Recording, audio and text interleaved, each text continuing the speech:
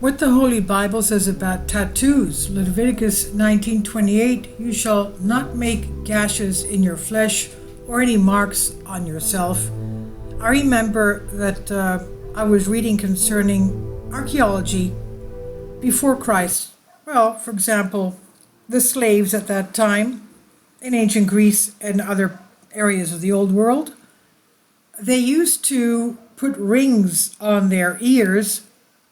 And what they would do is that they would put the earlobe on the front door of their master's house and then put a nail through the earlobe and then put a ring through the earlobe so that the blood of the slave would be on the front door of the master's house, and the slave would always wear, it's like a name tag who he belongs to, like they tag the cows or animals in ranches, or brand them, I would say.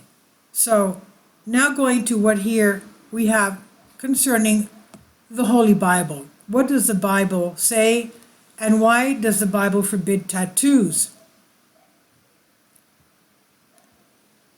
Tattoos have been around for millennia. People got them at least 5,000 years ago. Today they're common everywhere, from Maori communities in New Zealand to office parks in Ohio. But in the ancient Middle East, the writers of the Hebrew Bible forbade tattooing.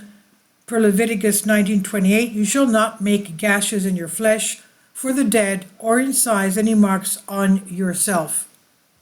Historically, scholars often underscore this as a warning against pagan practices of mourning, but language scholars John Hernerngard and ancient Israel expert Harold Leibowitz argue that tattooing was understood differently in ancient times.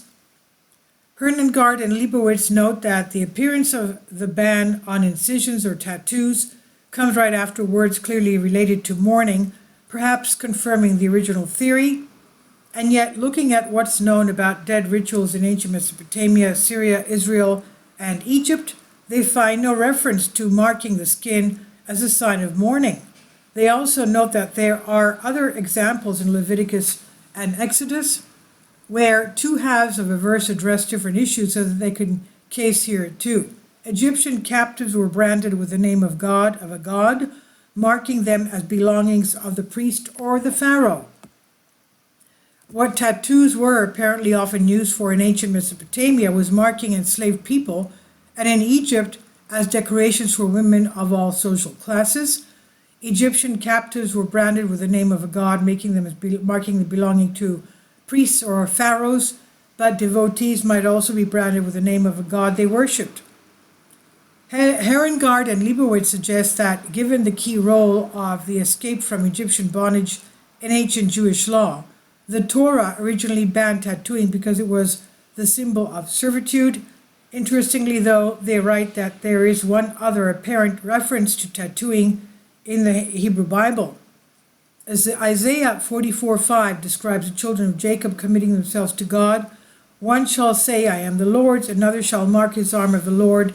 Here a tattoo appears to be allowable in the sign of submission, not to a human master but God. No, I would say the mark is also the leather strap that they put around their hand when they're praying.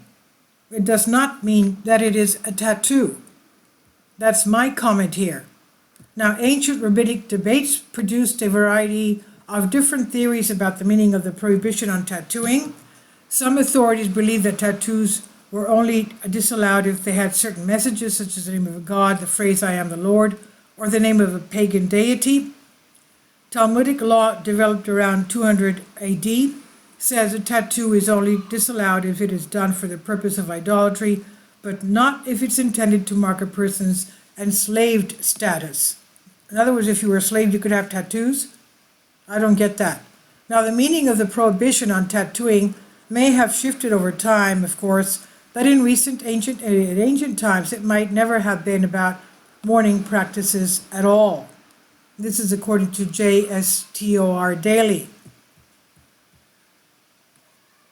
And now I know that anyone who has tattoos cannot be a blood donor. Did you know that? Please leave your comments, and thank you for your support. My Patreon account, the daily posts are 5 videos daily, and they are totally different from what I have on my YouTube channel. thank you so much for your support and that you find all my content so interesting. You'll find the Patreon account details in the description box below.